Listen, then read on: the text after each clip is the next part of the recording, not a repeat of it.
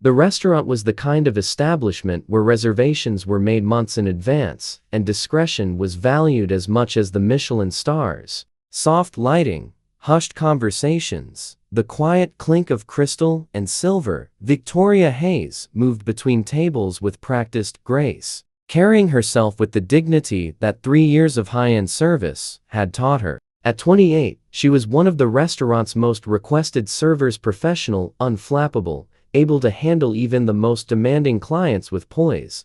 She needed to be. The tips from this job were paying for her mother's cancer treatment, covering bills that insurance refused to touch. Every shift mattered. Every table could be the difference between making the month's medical payments or falling behind. The man at table 7 had been difficult from the moment he arrived. William Ashford, according to the reservation, silver-haired, late 50s, wearing a suit that cost more than Victoria's monthly salary. He'd sent back his wine twice, complained about the temperature of the room, snapped his fingers at her like she was a servant rather than a professional. Victoria had handled it all with quiet competence. This wasn't her first demanding client. She'd learned to smile through rudeness, to maintain composure when people treated her as invisible, but when she brought his entrée prepared exactly to his specifications. After he'd changed his order 3 times, he looked at it with disgust. "This is unacceptable," he said loudly enough that nearby tables turned to look. "I specifically said no garnish. Are you incapable of following simple instructions?" Victoria kept her voice calm and professional. "I apologize, sir. I'll have the kitchen remake it immediately." "You'll do more than that. You'll explain to me why I should tolerate this level of incompetence. Do you have any idea who I am? I could have you fired with one phone call." Victoria reached for the plate, maintaining her composure even as other servers shot her sympathetic looks. The man who claimed he didn't want garnish had actually requested it 20 minutes ago when changing his order for the 3rd time. She'd confirmed it twice with him, but pointing that out would only escalate the situation. "I'll take care of this right away, sir." "You'll take care of nothing. You're clearly incompetent. Get me your manager, now." Victoria felt something shift inside her. She'd been swallowing her dignity for 3 years, taking abuse from people who thought wealth entitled them to cruelty. She'd done it because she needed this job, needed the income, couldn't afford to push back. But looking at this man who was humiliating her in front of the entire restaurant over a garnish he'd actually requested, something broke. She set the plate down gently, straightened to her full height, and looked William Ashford directly in the eye. "Shout at me again, and this ends." The restaurant went silent. Other diners stopped eating. The sommelier froze mid-pour. Even the soft background music seemed to pause. William stared at her, clearly shocked that a waitress had just challenged him. "Excuse me, you heard me. You can speak to me with respect, or you can speak to someone else, but you will not continue to shout at me like I'm less than human. I'm a professional doing my job. You've changed your order 3 times, sent back 2 bottles of wine that were exactly what you ordered, and are now complaining about a garnish you specifically requested. I've been patient because that's my job, but my job does not include being your emotional punching bag." William's face reddened. "Do you have any idea who I am? I don't care who you are. You could be the richest man in the world, and it wouldn't give you the right to treat me like this. Wealth doesn't buy you permission to be cruel." The manager was rushing over, clearly panicked. "Miss Hayes, I'll handle this." "No," Victoria said calmly. "I'm handling it." "Sir, you have 2 choices. You can apologize and let me serve you the dinner you actually ordered with the respect every human being deserves, or you can leave. But you will not continue to treat me like I'm beneath you."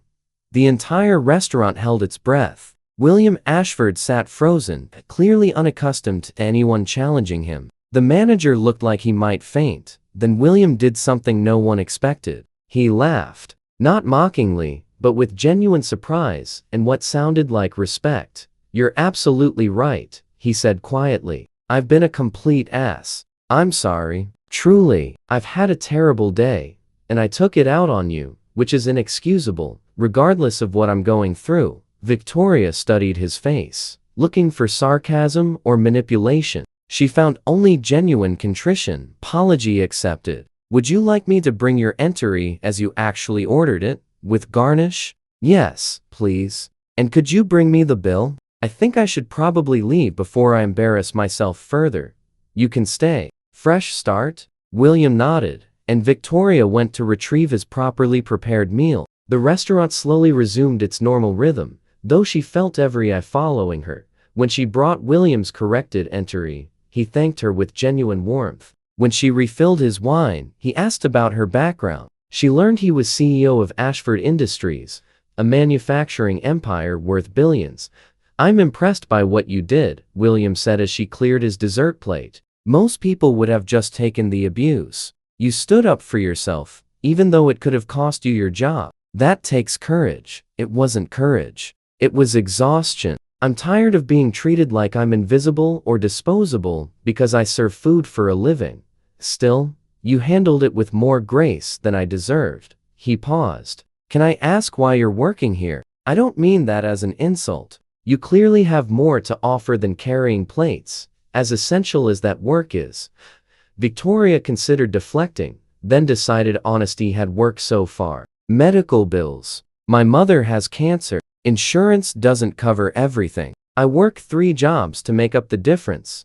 What would you be doing if you didn't need 3 jobs? I have a degree in business administration. I used to work in operations management before Mom got sick, and I needed flexible hours and better tips. I've been here 3 years, telling myself it's temporary. William pulled out a business card and wrote something on the back. Come see me Monday morning. I need an operations manager for our hospitality division. Someone who understands service from the ground up, who treats people with dignity, and who isn't afraid to push back when something's wrong. Interested? Victoria stared at the card, not quite believing this was real. You're offering me a job because I told you off? I'm offering you a job because you showed me something most executives never do. You defended your dignity without losing your professionalism. You set boundaries without being cruel. That's leadership. The fact that you're working 3 jobs to pay for your mother's medical care tells me you're dedicated. The fact that you stood up to a billionaire who was being an ass tells me you have principles. I need both of those qualities. 6 months later, Victoria was running William Ashford's hospitality operations division and had revolutionized his company's customer service training. Her mother's treatment was fully covered by her new insurance. She worked 1 job with reasonable hours and dignity built into every interaction. William had become a mentor and friend, someone who'd learned from that restaurant confrontation as much as she had. He'd started treating service workers with more respect, had implemented better training for dealing with difficult clients, had become a different kind of leader. A year after that restaurant confrontation, Victoria was promoted to VP of Operations. At the company celebration, she gave a speech that made everyone think. A year ago, I told a billionaire that if he shouted at me again, our interaction was over. I expected to be fired. Instead, he apologized, listened, and offered me an opportunity that changed my life. He taught me that standing up for your dignity doesn't mean losing your professionalism, that the right people will respect boundaries rather than punish them, that sometimes the most important thing you can do is refuse to accept being treated as less than human, even when you're afraid of the consequences. If this story resonated with you, please like, share, and subscribe. Comment about a time when standing up for yourself led to unexpected change.